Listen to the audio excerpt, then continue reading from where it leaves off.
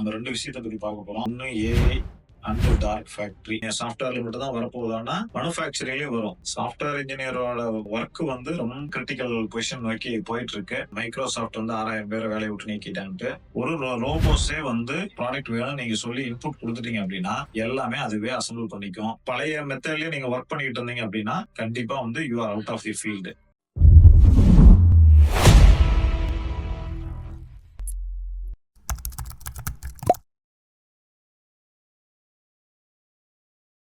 Welcome to beyond limits by Google.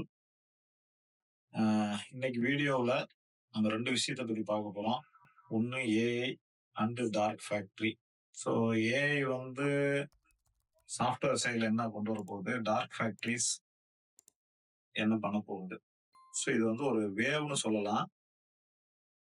ஏற்கனவே ஒரு 4, 5 வீடியோவுக்கு முன்னாடி நம்ம வந்து ஏஐ வந்து என்ன டிஸ்டர்ப் பண்ண போகுது அப்படிங்கிறத பத்தி பார்த்தோம். ஜெனரலைஸ்டா பார்த்தோம். இப்ப இது எங்களோட எக்ஸாம்பிள வச்சு சொல்றேன். இப்ப நாங்க வந்து ஆஸ் எ சாஃப்ட்வேர் கம்பெனி நாங்க வந்து சம்பாட் ஏஐ யூஸ் பண்ணிட்டு இருந்தோம். ஏஐங்கிறதுல உங்களுக்கு முக்கியமான தெரிஞ்ச ப்ராடக்ட் ChatGPT எல்லாம் தெரிஞ்சிருக்கலாம். இல்ல சில பேர் கூகுள் ஜெமினி யூஸ் பண்ணலாம். ஸோ ஒரு ஜெனரலைஸ்டா ஒரு தகவல தெரிஞ்சுக்கணும். முதல்ல கூகுள் சர்ச்ல போய் நம்ம வந்து ஒரு தகவல இது குடுத்து ஒரு கீவேர்ட்லாம் குடுத்து ஒரு தேடி இருப்போம். இப்ப நாம வந்து ப்ராம்ப்ட்ன்னு பேரு. அந்த சர்ச்சோட வேர்ட் வந்து இப்ப நீங்க ஏஐன்னு வரும்போது அது ப்ராம்ப்ட்ன்னு மாறிடுது. நீங்க எனக்கு I want to right a letter அப்படின்னு சொல்லி குடுத்தீங்க அப்படின்னா, அது எத பத்தின்னு சொல்லி குடுத்தீங்கன்னா, அது லெட்டர் எழுதி குடுக்கும். இது இந்த ChatGPT. இது வந்து ஒரு ஒரு காமன் யூஸ் கேஸ். இப்ப ரீசென்ட்டா அட்வான்ஸ்மென்ட்ல என்ன ஆயிடுச்சு அப்படின்னா, சாஃப்ட்வேர் கம்பெனி இப்ப நீங்க ரீசென்ட்டா கேள்விப்பட்டிருப்பீங்க. மைக்ரோசாஃப்ட் வந்து 6000 பேர வேலைய விட்டு நீக்கிட்டான்ட்டு. இப்ப ஒரு 4, 5 டேஸ்க்கு முன்னாடி நீங்க கேள்விப்பட்டிருப்பீங்க. IBM வந்து 8000 பேர வேலைய விட்டு நீக்கிட்டான்ட்டு. ஏன் இதெல்லாம் நடக்குது? ஸோ சாஃப்ட்வேர் இப்ப இதுவரைக்கும் வந்து ஹியூமன்ஸ் மனிதர்கள் வந்து புரோகிராம் பண்ணிட்டு இருந்தாங்க. ஆ கோட் அடிக்கிறதுன்னு பேரு. Code line by line code வந்து இவங்க வந்து ஜெனரேட் பண்ணிட்டு, அதுக்கப்புறம் ரன் பண்ணி கரெக்ட்டா ஒர்க் ஆகுதான்னு பார்ப்பாங்க. இப்ப அப்படி இல்ல. இப்ப எப்படி வந்து நான் I want to write a letter for a applying leave அப்படின்னு சொல்லி குடுத்தோம்னு வச்சுக்கங்களேன், எப்படி அது வந்து அப்படியே சட சட சடன்னு உடனே குடுத்துரும். நீங்க இல்ல இதுவரைக்கும் ஏஐயே யூஸ் பண்ணல அப்படின்னா, நீங்க ப்ரௌசர்ல போயிட்டு வந்து ChatGPT போங்க. லாகின் வித் கூகுள் வரும். குடுத்து நீங்க ஒரு அக்கவுண்ட் கிரியேட் பண்ணிட்டு, நீங்க என்ன நினைக்கிறீங்களோ அத டைப் பண்ணி பாருங்க. அதுதான் ப்ராம்ப்ட்ன்னு பேரு. ஸோ இப்ப அது வந்து முதல்ல இருந்தே வந்து கோடிங்க்கும் கொஞ்சம் கொஞ்சமா வந்துச்சு. இப்ப இதுல நெறைய டூல் வந்துருச்சு. ChatGPTல பண்ணலாம். நீங்க வந்து Geminiல பண்ணலாம். தென் வந்து Claudeன்னு ஒண்ணு இருக்கு. கர்சர் இருக்கு. ஸோ இந்த மாரி நெறைய டூல் வந்து இப்ப கோடிங் எழுதி குடுக்குற லெவலுக்கு வந்து அது ஆல்ரெடி இருந்தது. ஒரு ஒரு 6 மாசம், 1 வருஷமா இருக்குது. இப்ப அது வந்து ரொம்ப அட்வான்ஸ்மென்ட் லெவலுக்கு மூவ் ஆயிட்டு இருக்கு. புரொடக்டிவிட்டி ஒரு 10x இம்ப்ரூவ்மென்ட் ஒரு நான் நான் எதிர்பார்க்கிறது. இப்ப அது வந்து நீங்க வந்து நெறைய என்டர்பிரனர்ஸ் இருப்பீங்க. உங்களுக்கு டெக்ஸ்டைல்ஸ்லாம் பத்தி தெரியும். சோ அந்த காலத்துல வந்து நெசவாளர் வந்து கையில நெஞ்சுகிட்டு இருந்தாரு. அதுக்கப்புறம் விசைத்தறி வந்துச்சு. லூம்ஸ் வந்துச்சு. சோ லூம்ஸ வந்து ஆட்டோவா நீங்க வந்து ஒரு கையில நெசவு செய்யும்போது ஒரு நாளைக்கு எத்தன மீட்டர் அவுட்புட் எடுக்க முடியும். நீங்க விசைத்தறி மூலியமா எவ்வளவு அவுட்புட் எடுக்க முடியும்னு தெரியும். ஒரே லேபர்.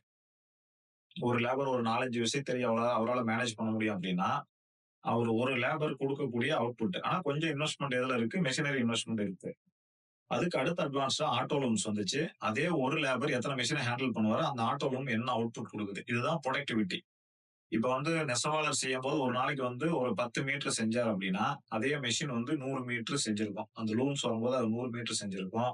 ஆட்டோ லூம் வரும்போது 1000 மீட்டர் செஞ்சிருக்கலாம். சோ இதுதான் புரொடக்டிவிட்டி இன்கிரீஸ் ஆகுறது.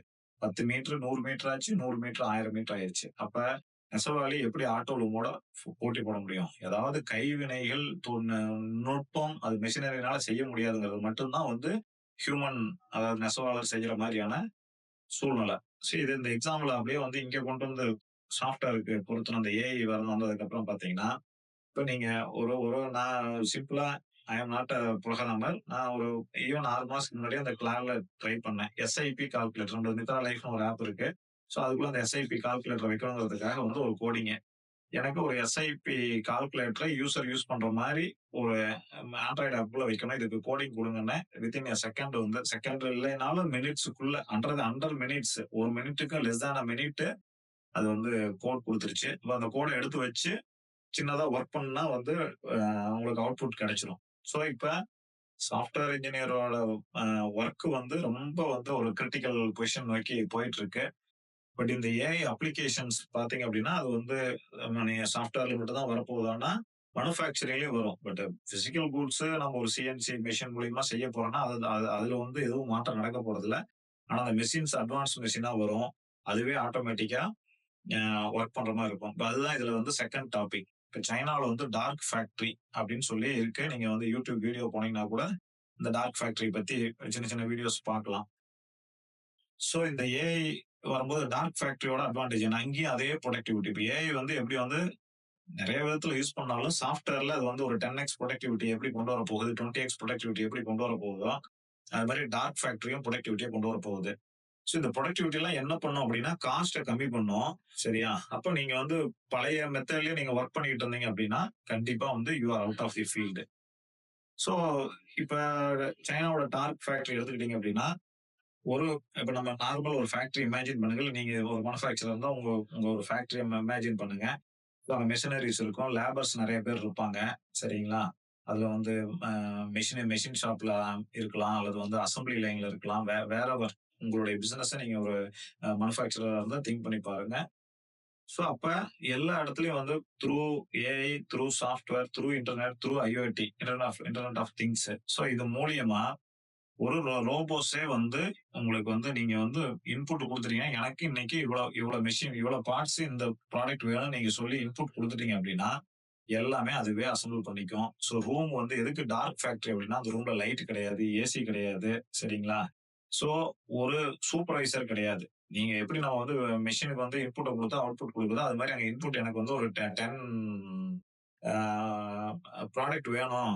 ஒரு பக்கெட் செய்யற ஒரு இது இருக்குன்னு வச்சுக்கங்களேன். எனக்கு 10 பக்கெட் வேணும் அல்லது 100 பக்கெட் வேணும்னு சொல்ட்டீங்கன்னா, முடிஞ்சு போச்சு. ரா மெட்டீரியல் மட்டும் அங்க இருந்ததுன்னா போதும். மத்ததெல்லாம் அந்த ரோபோவே எல்லாமே பார்த்துக்கும். ஸோ அப்ப அந்த அந்த ரூம்ல லைட் கிடையாது, ஏசி கிடையாது.